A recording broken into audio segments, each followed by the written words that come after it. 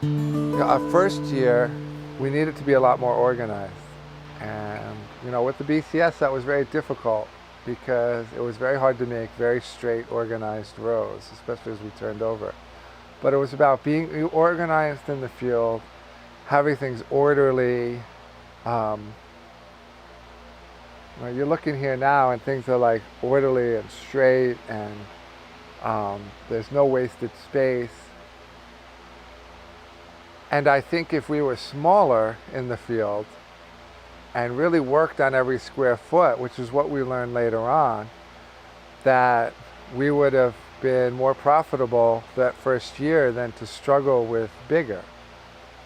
Because we didn't pull a lot off of the amount of square footage we had. And it's much harder to get on top of the weeds. So we learned it should be smaller, it should be more organized, and that we should really focus on making sure there's no weeds, that the soil is fertile, that it has everything it needs. We just thought we had to be bigger. We had this idea that there's no way we'd be able to survive without more vegetables. Unfortunately, though, as you get bigger, you have less vegetables when you're not sure what you're doing. And that's a hard lesson to learn because you don't know what to do when things are getting out of control, things are not orderly, things are weedy, and it's hard at that point to say, okay, I'm not going to deal with that part of the farm, we're just going to deal with this part of the farm. It's a little too late. And you don't want to be a little too late. You can add it, but you can't take it away. And if I were to do it all over again that first year, I would be half the size, a quarter of an acre or less, and be very organized and very focused on each square foot, because that's where the profit's going to be, is that the square foot's producing. It's not on hundreds and hundreds of square feet producing. It's focusing foot by foot.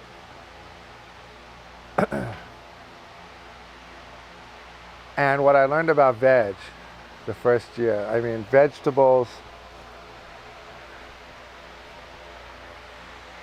the most important thing we learned was that we should be growing popular stuff, what people really want.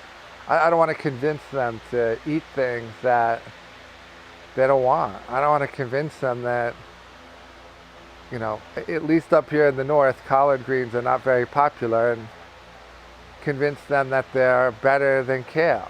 Well, up in New York, people want to eat kale, so it would have been better if I just grew them kale.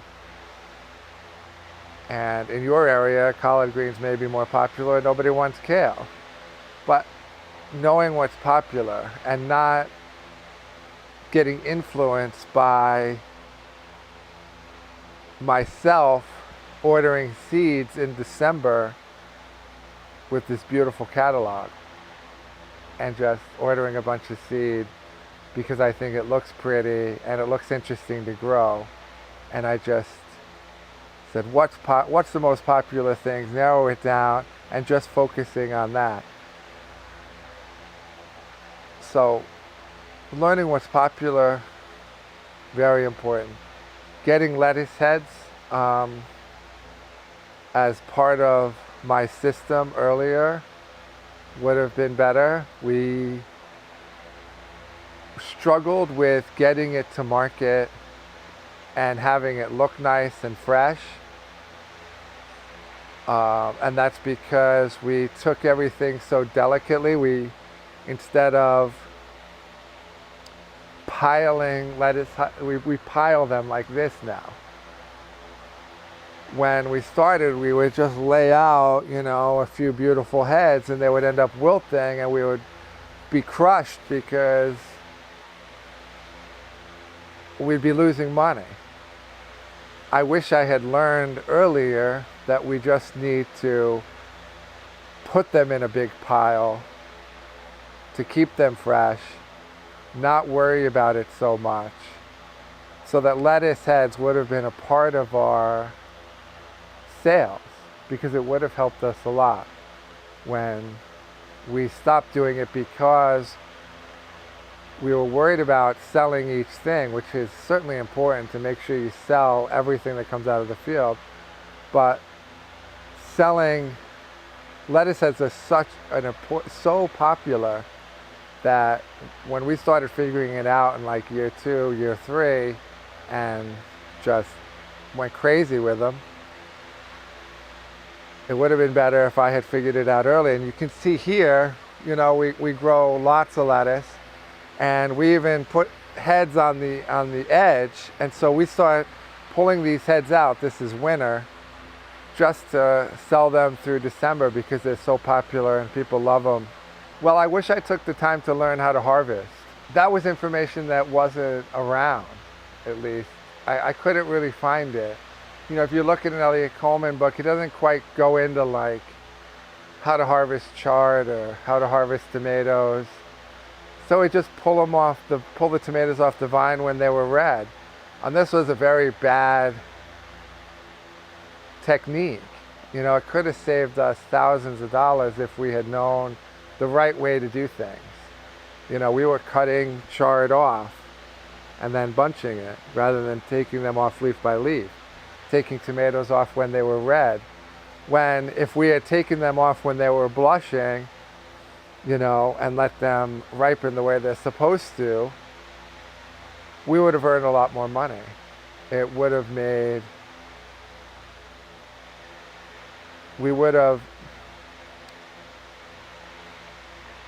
maximized our production if we had known the right ways to harvest all the different veg. If we had known that we need to wash carrots immediately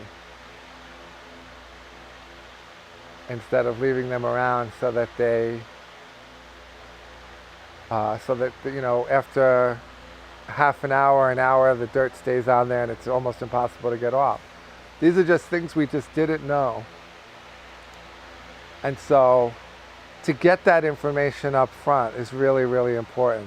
It's going to help someone get off the ground quicker. It would help us get off the ground quicker and maximize whatever successes we had. We would have been able to maximize those rather than screwing them up or not making the most of it.